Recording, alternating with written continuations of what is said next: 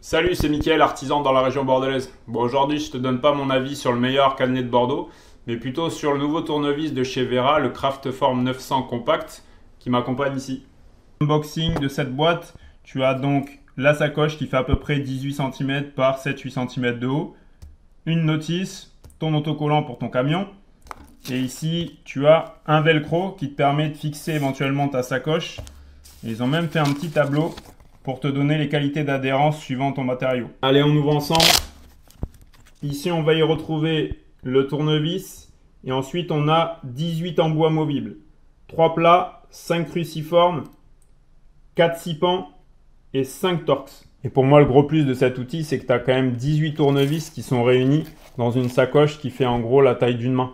Donc pour les collègues qui travaillent en 2 roues notamment, ou dans des petits utilitaires, peuvent utiliser le velcro ici, l'accrocher dans le coffre du scooter ou sur le côté de l'utilitaire, et ça prend vraiment pas de place. Ce qu'il y a d'intéressant aussi, c'est que même si vous le faites tomber, c'est pas du plastique comme la plupart des boîtes. Vous pouvez le faire tomber, ça va pas exploser la boîte. Je trouve que la prise en main et l'ergonomie est vraiment bien pensée. Tu vois ici, ça épouse bien la main, même si c'est un petit peu lourd, mais c'est normal pour un tournevis burin et un tournevis à frapper, il faut que ça soit solide. Alors ce tournevis, il est intéressant parce qu'il peut avoir 3 fonctions. Tu peux l'utiliser soit comme un tournevis classique, tu peux l'utiliser comme un tournevis burin, donc on s'entend, tu vas pas casser un mur, mais si tu veux faire une entaille dans du bois, si tu veux casser un petit morceau de béton, il n'y a pas de souci, c'est fait pour. Et enfin, tu vas pouvoir l'utiliser comme un tournevis à frapper. Donc effectivement, si tu as ton empreinte de tête de vis qui est abîmée, si elle est complètement rouillée et que tu n'arrives pas à la dévisser, tu vas avoir une petite fonction ici, tu vois, le petit cadenas, tu vas le déverrouiller, et ensuite, quand tu vas venir frapper ici, ton tournevis va tourner d'un quart de tour pour pouvoir ensuite dévisser ta vis. Ici, on a donc une tête de vis en PH2 abîmée.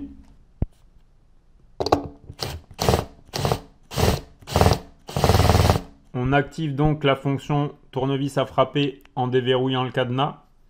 On passe du coup sur un PH3. Ici, cadenas déverrouillé, on voit bien la compression, l'embout qui tourne d'un quart de tour.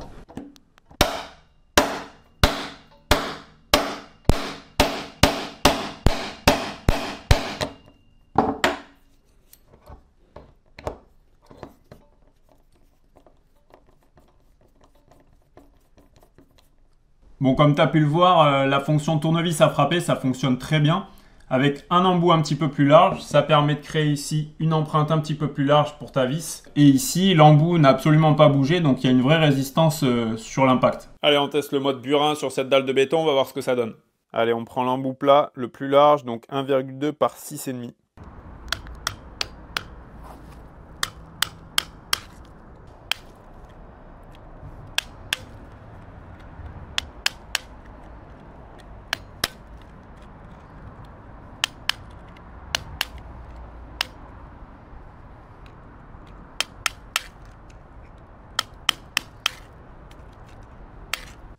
Allez, petit retour au chaud. Ici, tu vois, l'embout n'a absolument pas bougé, après avoir cassé un peu de béton.